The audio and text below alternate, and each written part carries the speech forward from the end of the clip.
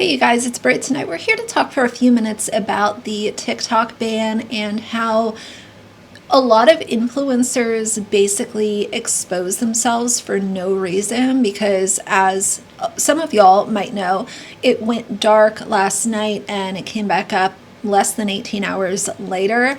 And you have all of these influencers that literally expose that they were lying to their audiences for money. It's just weird, but I want to talk for a few minutes, so if you're interested, please keep watching.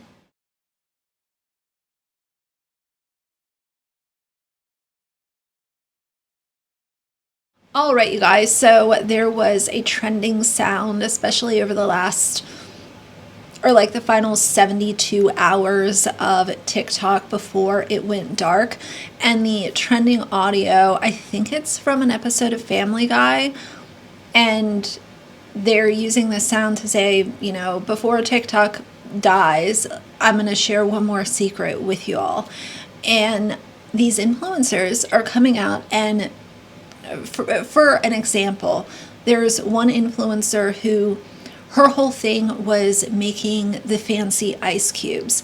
I featured those in some of my videos previously about like overconsumption and just influencers shilling junk that nobody needs. But there for a while it was really popular, and there was one girl that got a lot of followers and her videos would always go viral because she was making these fancy ice cubes, you know, with the lemon slice or putting a little rose petal in it or blueberries, whatever, in all of these ice cube trays. She would fill up, make it really aesthetic and pretty, and the videos would go viral.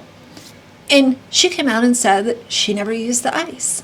Another influencer, who was a fitness influencer, came out and said that she didn't actually do the workouts that she was promoting to people on TikTok.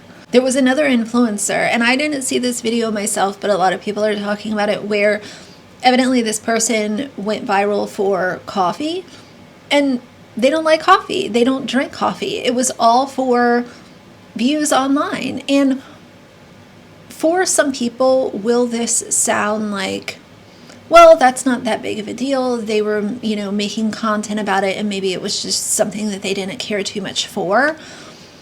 You could take that stance, but I also look at the millions and millions and millions of views that these videos were generating, and people believing that you're being honest with them.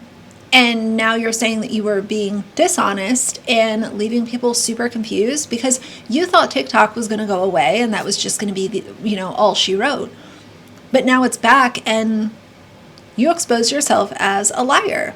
You were misleading your fans that were trusting in you, that you believed in what you were promoting. You liked what you were selling to them, essentially, because even if you're not selling like a product, like say that you go to a coffee shop and try a different coffee every day, you can still be influencing someone to go and spend their hard-earned money.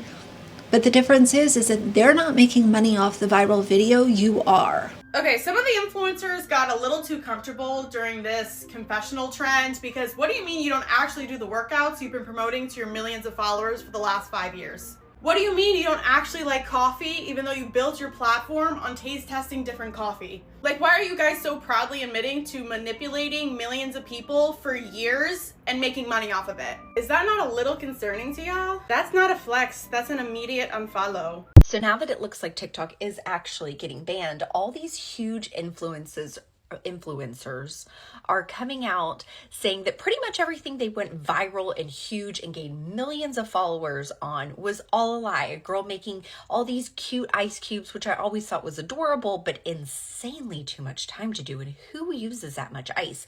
Never used them at all. She doesn't even like ice in her drink. Another huge fitness influencer who promotes like workout programs, what she does to get her body, has a BBL.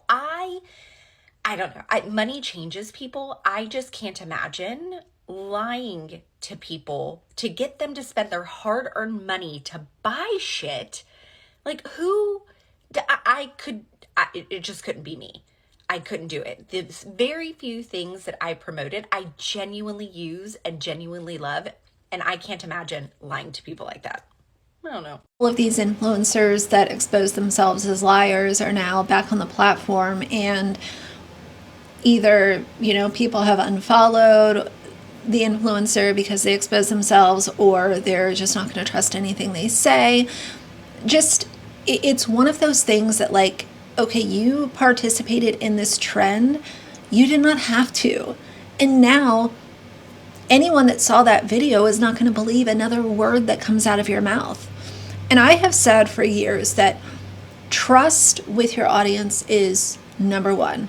Whether you're an influencer or a commentary channel or somebody, that's showing recipes, like, if you are a content creator, having trust with your audience is number one. And once that trust is called into question or obliterated, like some of these people have gone through, it's tough to get back to that spot where you can make content that people are going to take at face value. But TikTok went dark. It has come back up, and obviously I don't know if this is going to be forever, but it is back up, and a bunch of these influencers look very foolish today. But either way, I thought that was just comical. I mean, let's be real. A lot of us know that influencers don't believe in the products that they're shilling. But something as simple as, I'm selling you a fitness routine where my videos are monetized and I'm not actually doing them. Like, I do it for a 60-second video and then that's it. Very, very interesting. But that's it for today. So if you liked the video, please leave a like and a comment. And if you'd like to see more from me in the future, please subscribe. I'll see you guys soon. Bye.